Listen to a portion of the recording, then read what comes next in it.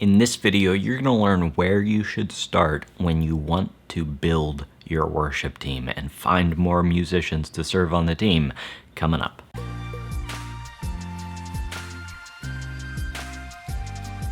Hey, Spencer here from leadingworshipwell.com. In this video, we're talking about how to build your worship team. And actually, we're going to be talking about this in the next several videos here on the Leading Worship Well YouTube channel. I'm super excited. I'm going to show you the whole process from no worship team, like just you leading by yourself on Sunday mornings, just you and your acoustic guitar or your piano or whatever you use to lead worship, from that to actually having a worship team that's leading alongside you, which is, I think, what we all want as worship leaders, right? We don't want to do this alone forever. Or maybe you already have some people on your worship team and you're just looking to add a few more people. This is going to help with that as well. So this is the first video in the series.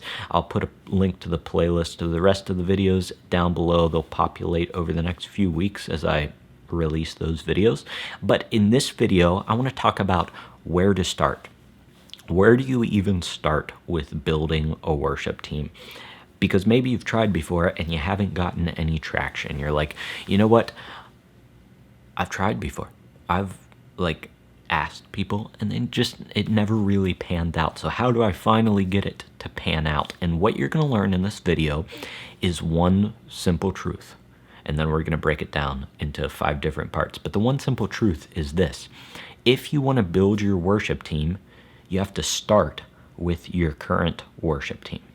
You have to start with where you're at right now and focus on that, and then the growth will come over time.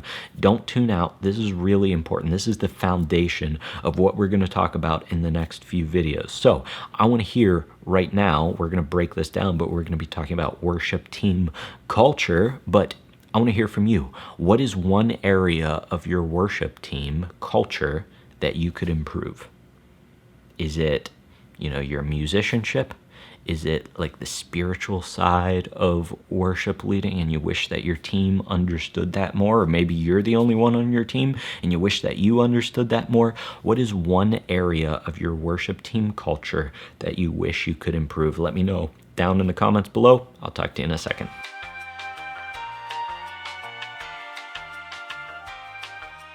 Thanks for leaving your answer down below. Let's get into the process of how to build your worship team.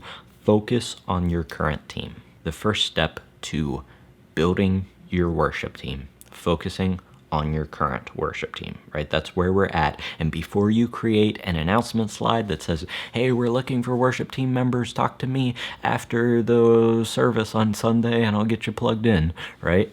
Before we even do that, I want you to ask yourself this question. If you weren't on your worship team, would you want to join your worship team? I'll say that again. If you weren't currently on your worship team, would you want to join your worship team? We need to remove ourselves from the team that we're on right now and think about it from an outsider's perspective, and think about what that person who maybe they play guitar or they play some other instrument and they're just sitting in your church right now and they see your team leading worship on Sunday. Ask yourself, would they want to be a part of that? And hopefully the answer is yes. Hopefully you've created this amazing team. But so often I see worship teams that aren't ready to have more people join their worship team. If your team is a team that just shows up on Sunday mornings, you don't run through any songs, and you're just fudging your way through the songs, and you're staring at a chord sheet the whole time, and you're making a bunch of mistakes, a musician who is good at what they do and who has the potential to lead worship, it's not just the musical side, it's the spiritual side too. But if they see that and they're good at what they do, they're not going to want to be a part of that. Excellence draws excellence in. We'll talk about that here in a second.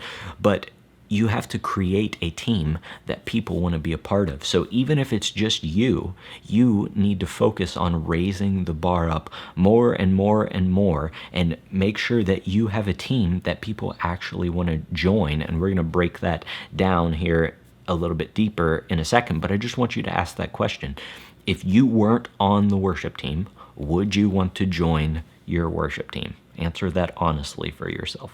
All right, I kind of touched on this in the last point, but the second thing I want you to know about focusing on your current team is that excellence attracts excellence.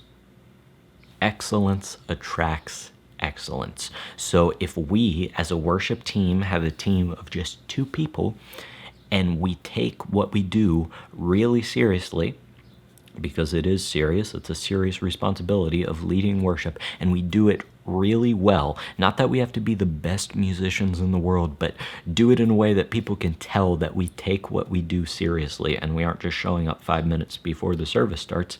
That's going to draw in other excellence, other musicians who care about what they do.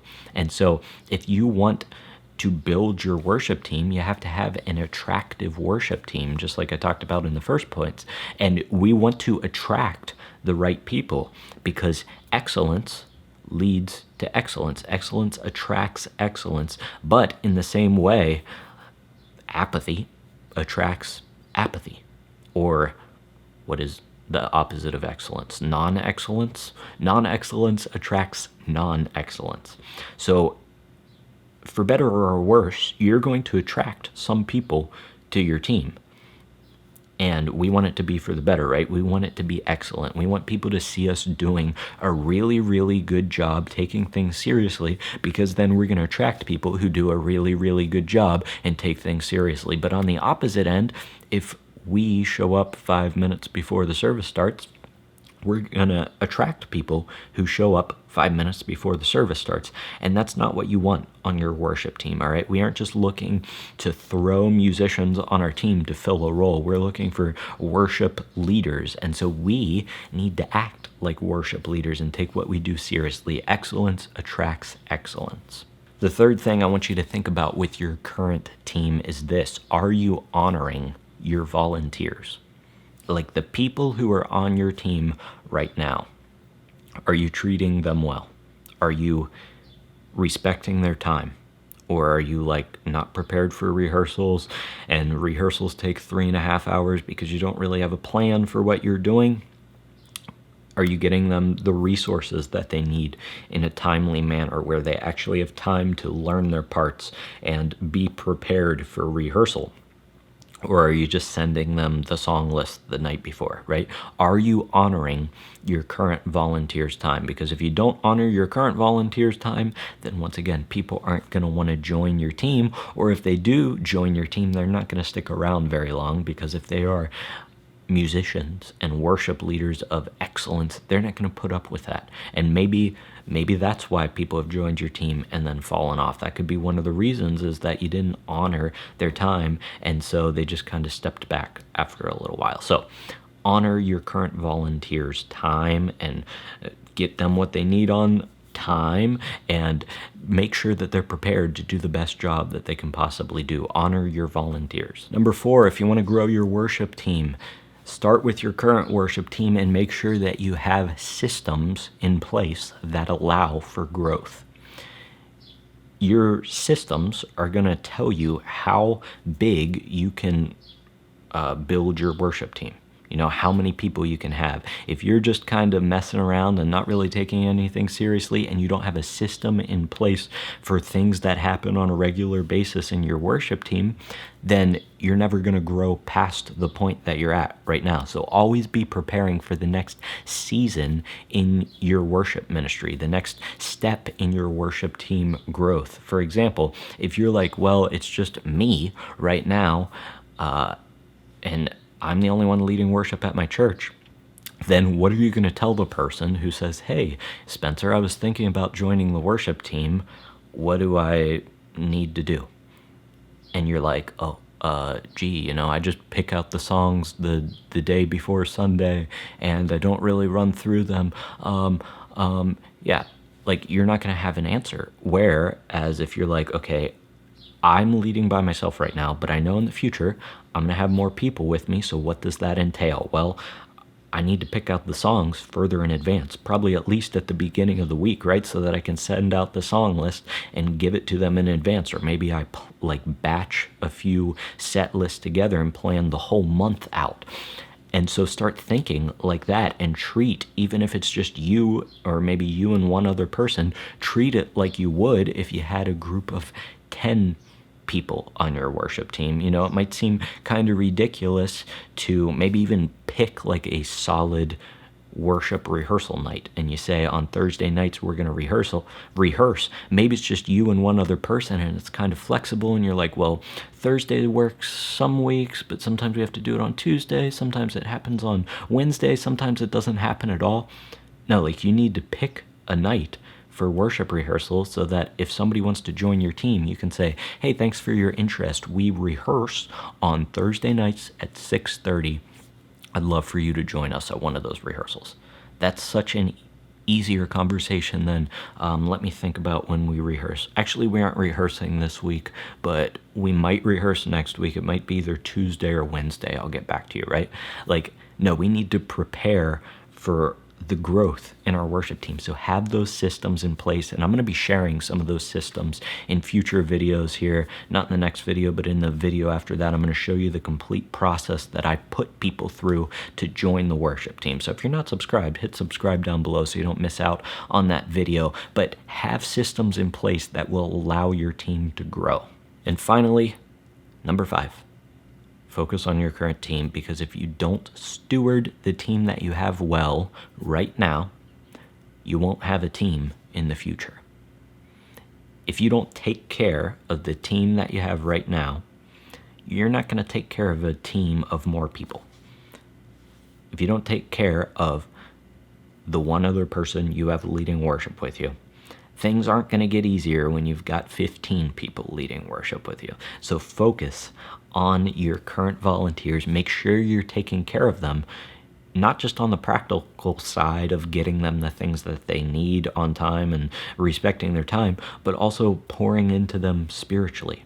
Like, they are going to be the foundation of your team. I often find is like those people who have been serving with you faithfully for 3 or 4 years, they serve as the foundation for your team as you add more and more people. And that's how your team is sustainable and grows, as you have this solid core of foundations, of volunteers who make up the foundation, and then you just add on top of that and add on top of that, and then eventually your foundation gets bigger as your worship team grows, and we get to pour into those people. But if you never pour into the people that you have on your team right now, you're not just going to magically wake up one day and be like, okay, I need to do this for the team that I have now of 15 people, right? So if you don't steward the team that you have well right now, you're not going to have a team in the future. There it was. The first step in building your worship team is to not go out and ask 15 people if they want to join the worship team. It's not to create an announcement slide. It's to focus on the team that you have right now. Make sure you're treating them well. You're developing them, even if it's just one other person, even if it's just you, develop yourself. Create a culture of excellence where you're doing things the best that you possibly can. You care about what you do. That will be attractive to other worship leaders, potential worship leaders who want to join your worship team. And focus on your current team. Care about them, and create an attractive environment for people to join. And that will make the next few steps that I'm going to share in the next few videos that much easier, because that's what people are going to be stepping into. But we've got to start here. We've got to start with our current worship team. We can't just go asking people willy-nilly, do you want to join the worship team? Sure, I might be interested. What does that entail? I don't know. Right? No, have a system in place that people can join. We're going to be breaking down some of those systems here in the next few videos. Before then, though, if you want to pour in to your worship team, one of the best ways to do that is during your worship rehearsal. This is why I don't just meet like 5 minutes before our Sunday services with my worship team. We have rehearsals throughout the week. I understand some of you can't do that if you're a portable campus or whatever, but at least, a couple hours before the service on Sunday morning, you should be running through your songs and hopefully have time to pour into your worship team. So worship rehearsals are the best time to do that, and I understand that they can be hard to formulate. You don't really know what to work on, and that's why I put together the worship rehearsal blueprint, where I take you through, there's like 5 parts in my mind to a perfect worship rehearsal. If you want to see the complete process for how to run a worship rehearsal, I'll leave a link to that down in the description below. Check that out so that you can lead your current worship team well, so that you can lead your future worship team well. Other than that, thanks so much for joining me today. Be on the lookout for the future videos in this series. If you're watching this video in the far future, I've already linked the playlist down below. But other than that, thanks so much for joining me today. Until I see you in the next video, keep leading worship well.